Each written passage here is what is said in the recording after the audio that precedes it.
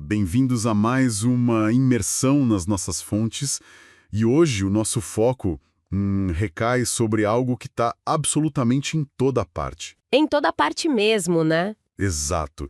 Está estampando aquelas canecas de café térmicas, naqueles pôsteres motivacionais pendurados nas paredes dos escritórios. E é praticamente a regra nas biografias de grandes empreendedores. Pois é o fio condutor, sabe?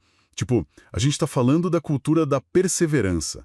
Aquelas famosas frases sobre nunca desistir. Sim, a clássica positividade corporativa. Isso. Só que a nossa missão nessa análise aprofundada de hoje não é simplesmente repetir esses clichês. Dizer que quem se esforça sempre alcança essas coisas. De jeito nenhum, a gente quer desconstruir tudo isso. Nós temos em mãos um conjunto fascinante de anotações. E é um material que cruza umas reflexões existenciais bem profundas com análise de psicologia comportamental. O objetivo aqui é aplicar um rigor conceitual mesmo, filosófico e prático, a essas máximas. Extrair ferramentas reais, ferramentas que quem nos ouve possa aplicar na vida cotidiana. Longe daquela positividade tóxica. Com certeza. Certo. Vamos desempacotar isso. Vamos lá. A primeira grande frase do nosso material de hoje vem como um soco no estômago. A anotação diz o seguinte: Pode ler. não venci todas as vezes que lutei, mas perdi todas as vezes que deixei de lutar. É uma afirmação de altíssimo impacto. Demais. E o que as nossas fontes fazem imediatamente é nos convidar a olhar para essa frase com uma lupa analítica, porque a estrutura lógica dela é propositalmente assimétrica. Assimétrica em que sentido? O que isso quer dizer na prática é que a equação da vida real não é perfeitamente balanceada. Ah, entendi. Lutar, ou seja, colocar energia em um projeto, não é uma garantia de vitória. A matemática do esforço simplesmente não funciona com essa previsibilidade reconfortante de que esforço é igual a sucesso. Seria muito fácil se fosse, né? Exatamente. No entanto, do outro lado da balança, a omissão... Que é cruzar os braços. Isso, cruzar os braços e não lutar. Isso sim é a garantia absoluta da derrota. A partir dessa simetria, eu vi que o texto estabelece uma distinção bem forte entre o que ele chama de perda factual e perda existencial. E essa é a chave de tudo. Essa separação me chamou muita atenção durante a leitura. Pelo que eu entendi, a perda factual seria aquela dor do momento, certo? Exato, o evento em si. É tipo o placar desfavorável no final de um jogo, ou olhar para o balanço financeiro no fim do mês e ver que a empresa fechou no vermelho mesmo depois de semanas de trabalho intenso. Perfeito. É o ato de perder mesmo tendo tentado. Mas a perda existencial parece ser um buraco muito mais fundo. O texto até descreve isso como uma corrosão interna. Precisamente. A perda existencial é o perder por omissão. Só por não tentar. Sim. É o dano causado à própria identidade quando a pessoa decide não entrar na arena. E o material não fica só na superfície psicológica. Ele vai bem longe, né? Sim, ele mergulha em como a história do pensamento humano lidou com essa angústia. E é aí que eu confesso que precisei reler as anotações algumas vezes. O texto conecta essa dor da omissão com figuras enormes da filosofia. Nomes de peso. Sim, os estoicos Sartre, Nietzsche. Como a filosofia explica essa diferença brutal entre tentar e falhar versus simplesmente não tentar? Se conectarmos isso ao cenário geral, a primeira grande âncora filosófica que encontramos no material é o estoicismo, mais especificamente na figura do filósofo Epíctetos.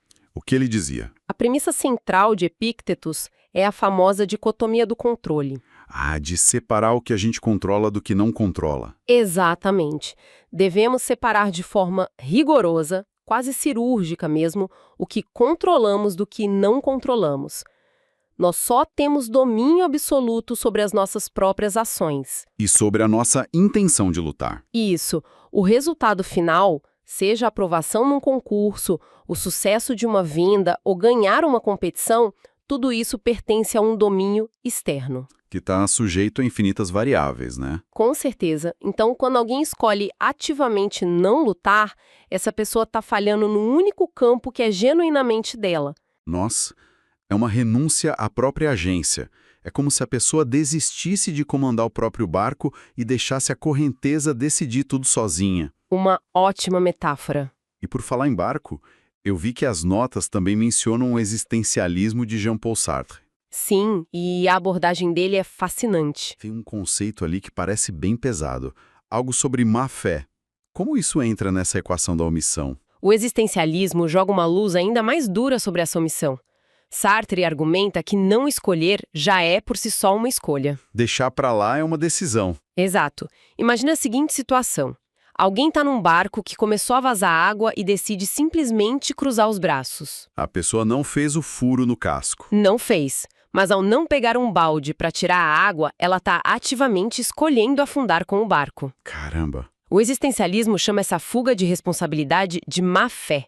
É mentir para si mesmo. Como assim mentir pra si mesmo? É a pessoa dizer, eu não tinha outro jeito, ou as circunstâncias não me permitiram tentar, quando na verdade ela tinha a liberdade de agir, mas escolheu o conforto da inércia. Tudo isso para evitar a angústia da responsabilidade. Nossa, isso é um tapa na cara.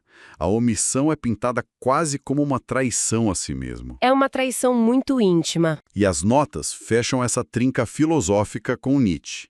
Ele fala muito sobre a vida ser uma afirmação de força, não é? Exatamente. O material traz o conceito nietzschiano da vontade de potência. Para Nietzsche, a vida humana em sua plenitude é a afirmação constante da força e da superação. Então, mesmo se a pessoa falhar, Sim, cair no campo de batalha, tentar um projeto gigantesco e falhar miseravelmente, tudo isso ainda é uma afirmação de que aquele indivíduo tentou expandir seus limites. é um atestado de vitalidade. Perfeito.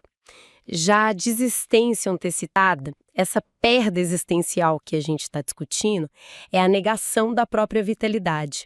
É escolher não existir plenamente. Aqui é onde a coisa fica realmente interessante. Por que você diz isso? Porque a filosofia é maravilhosa no papel. Mas quando a gente traz isso para a psicologia prática do dia a dia, a dinâmica muda de figura. Porque as pessoas escolhem essa perda existencial. Esse é o ponto central. O material aponta diretamente para o medo da frustração como um mecanismo de defesa. E faz todo sentido, né? A pessoa pensa, bom, se eu não me candidatar àquela vaga de liderança... Ou se não tentar abrir a própria empresa, Isso. Ela pensa que não corre o risco de se sentir um incompetente se der errado. é um escudo invisível. A pessoa tenta preservar uma autoimagem imaculada, uma fantasia de, olha, eu certamente teria conseguido se eu tivesse tentado. Claro, na imaginação dela, ela é sempre invicta. Exato. O grande problema é que, ao tentar proteger o ego desse arranhão momentâneo que é o fracasso factual, a pessoa impede o próprio crescimento. Fica paralisada. Quem tenta e falha, absorve a experiência, cria casca e, acima de tudo, mantém a integridade interna de quem agiu. Já quem se omite repetidamente começa a construir o que o texto brilhantemente define como uma identidade de incapacidade. Identidade de incapacidade. Isso soa exaustivo. É quando a pessoa começa a se enxergar permanentemente como um coadjuvante na própria vida. Sim. A inércia se torna um traço de personalidade. A pessoa internaliza a crença de que ela não é o tipo de indivíduo que realiza coisas. E tem um dado muito revelador nas nossas fontes. Sim, os estudos de psicologia de longo prazo, muito mais profundo e duradouro, pelas coisas que não teve a coragem de fazer. Muito mais do que pelos erros grandiosos que cometeu tentando algo novo. Exato. A dor do erro factual desbota com o tempo. A dor da omissão cria raízes. A derrota dói, mas a omissão pesa uma tonelada. E a gente pode pensar nisso em escalas muito menores também. Aquela conversa difícil que fica sendo adiada, o projeto artístico que nunca sai da gaveta por medo das críticas. A decisão de finalmente organizar a vida financeira. Isso. A estagnação parece ser o único prêmio garantido para quem escolhe não entrar na arena. Mas, e aqui entra uma virada nas nossas anotações que me deixou muito intrigado. O aviso do texto. Isso. O texto nos dá um aviso crucial. Depois de toda essa defesa entusiasmada de que precisamos lutar, o material freia e diz que nem toda luta é nobre. Não é sobre sair dando soco no ar indiscriminadamente. Exatamente. Isso muda a perspectiva. Isso levanta uma questão importante, de fato. existe um perigo real de transformarmos a perseverança num dogma cego. Num extremismo. Sim, se a regra for nunca desista em hipótese alguma, corremos o risco de abraçar a autodestruição.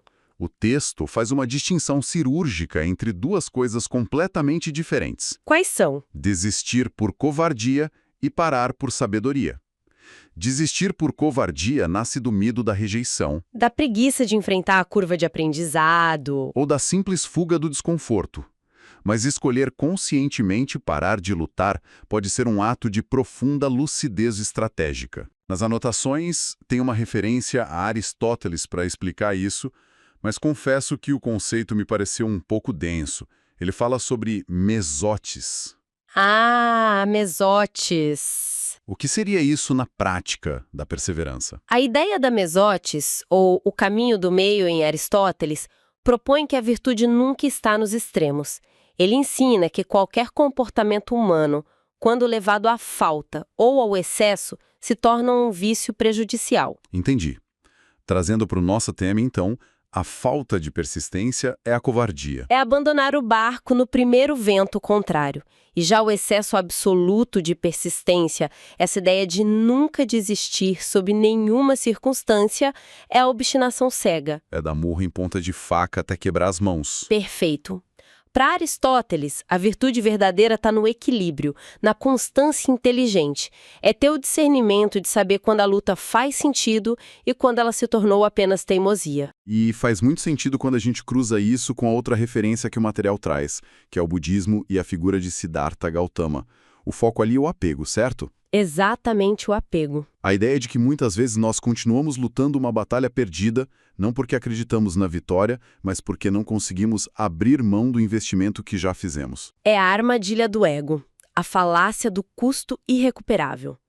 No budismo, entende-se que grande parte do sofrimento humano prolongado nasce desse apego a uma identidade ou a uma expectativa irreal. Dá para dar um exemplo prático disso? Claro. Pense em alguém que passou 10 anos estudando para uma carreira que, ao começar a exercer, percebeu que odeia.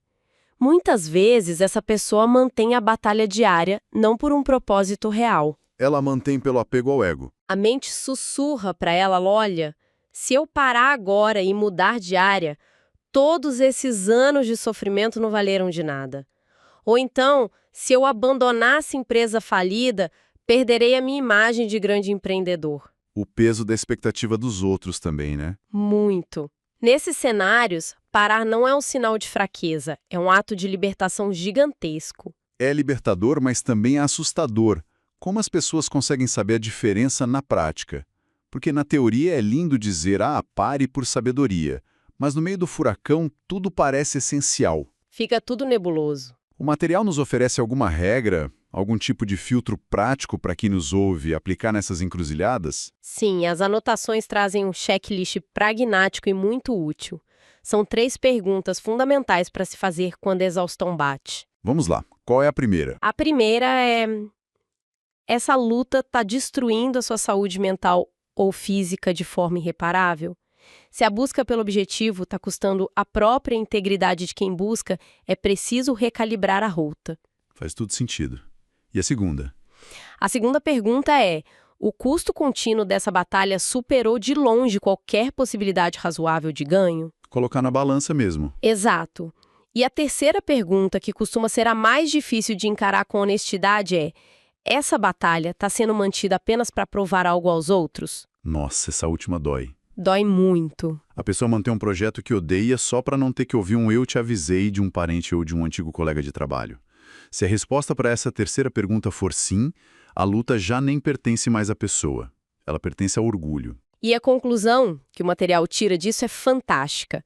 Se parar preserva sua dignidade e sanidade, isso não é uma derrota, é maturidade. Sensacional.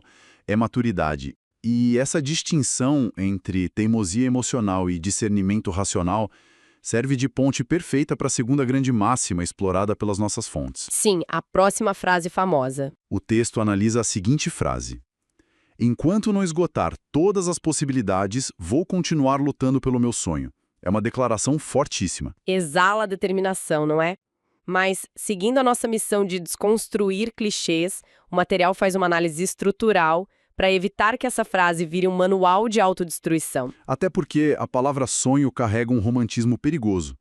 O texto bate de frente com isso e diz que um sonho sem uma estratégia por trás é apenas uma fantasia ilusória. E que a luta sem critério, sem métricas, é puro desgaste. A análise é brilhante nesse ponto porque ela disseca os motivos invisíveis da persistência. Eu achei muito interessante a separação que é feita entre os tipos de motores que impulsionam as pessoas. O motor saudável e o motor compulsivo. Como funciona o motor saudável? O motor saudável tem uma direção clara. Ele é movido por uma estratégia que se adapta à realidade.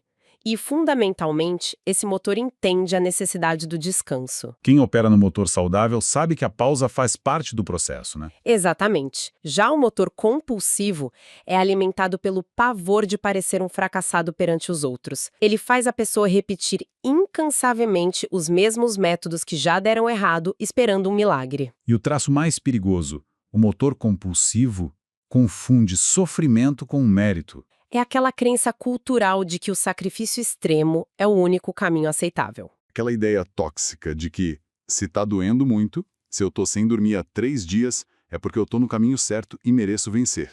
Nas anotações tem um exemplo prático muito bom para ilustrar a diferença entre esses motores no mundo dos negócios. O exemplo da loja de personalizados. Isso.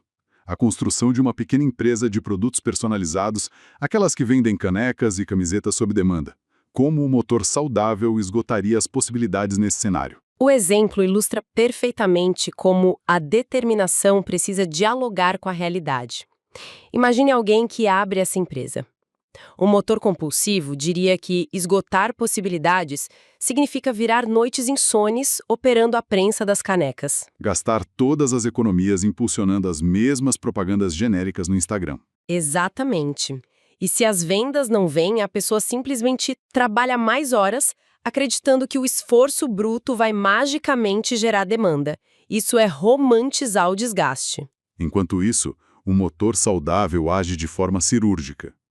Pelo que as fontes indicam, esgotar possibilidades é, na verdade, testar metodicamente. Testar com inteligência. Em vez de torrar dinheiro na mesma propaganda, a pessoa foca em um nicho. Passa a oferecer brindes corporativos para empresas locais, por exemplo. Em vez de focar apenas no grande sonho vago, ela fatia isso. Cria uma meta para a semana, como ligar para 10 escritórios. Testa uma abordagem de marketing diferente, analisa os dados de retorno e corrige a rota.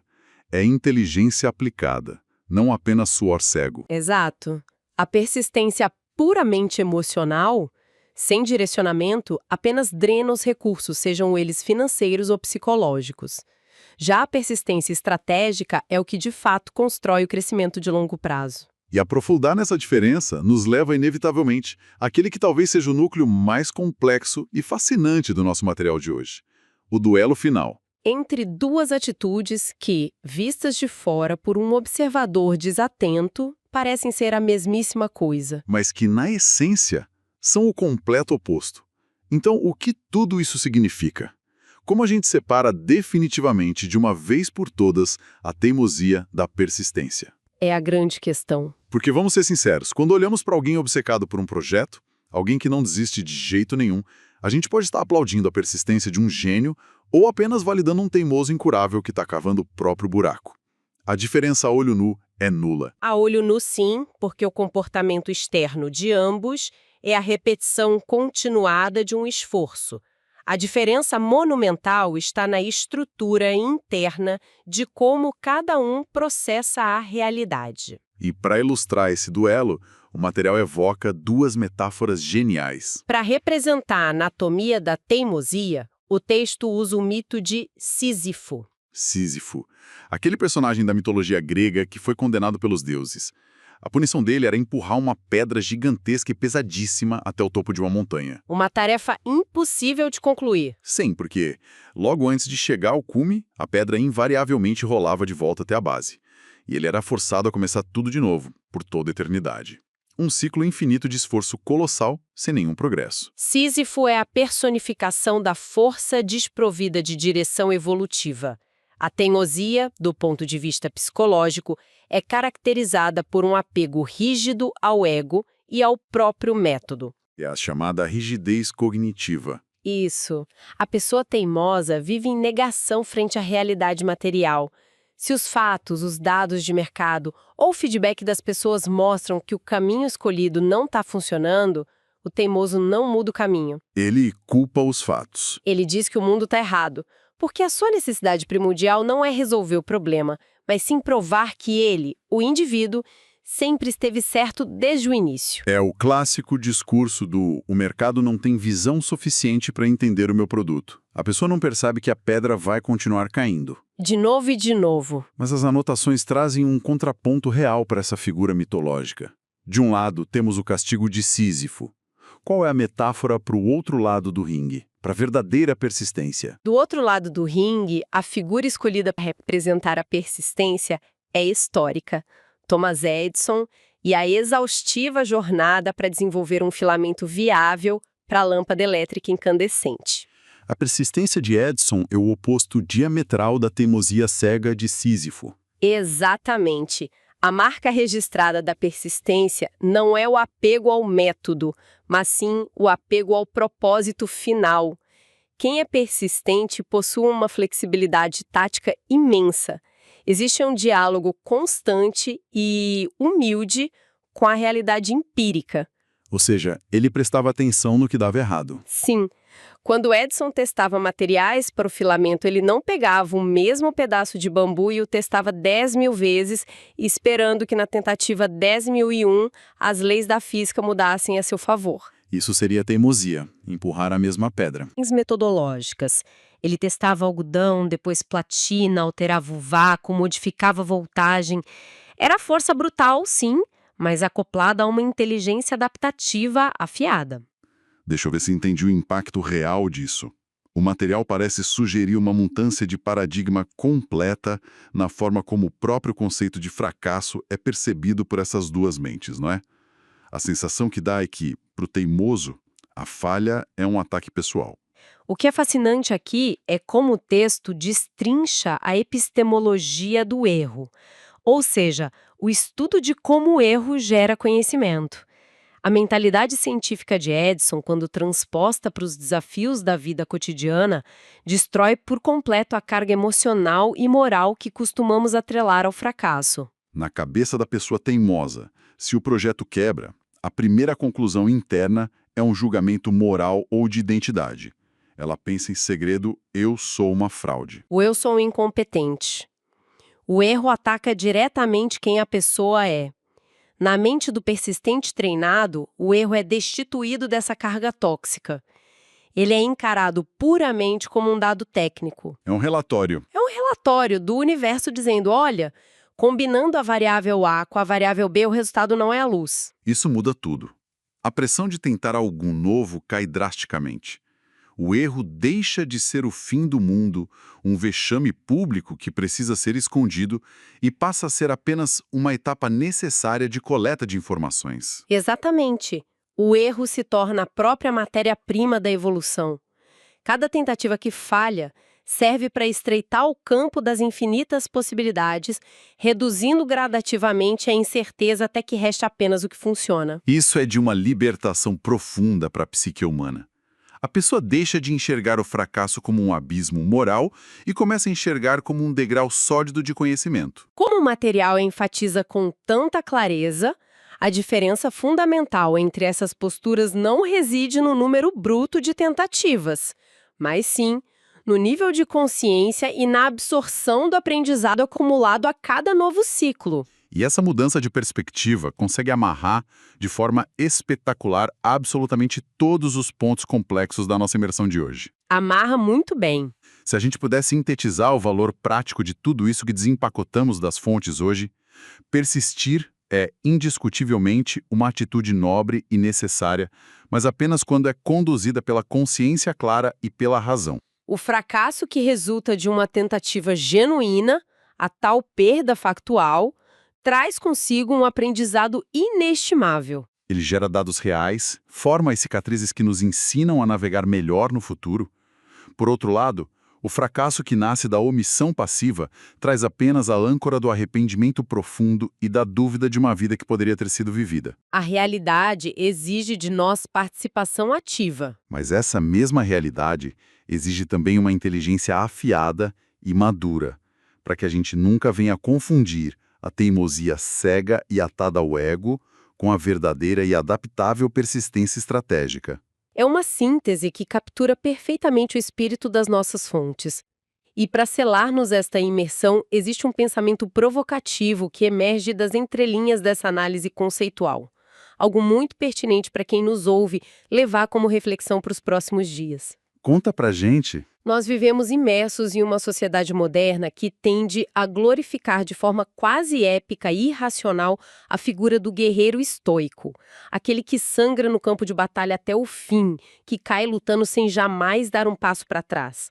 A cultura pop adora o mártir do esforço contínuo. Sim, a gente cresce vendo isso nos filmes. No entanto, se compreendemos por meio dessa análise rigorosa que a verdadeira sabedoria humana envolve a flexibilidade tática de mudar de caminho e exige o desapego absoluto das vaidades do próprio ego, isso nos leva a uma questão subversiva. Qual seria?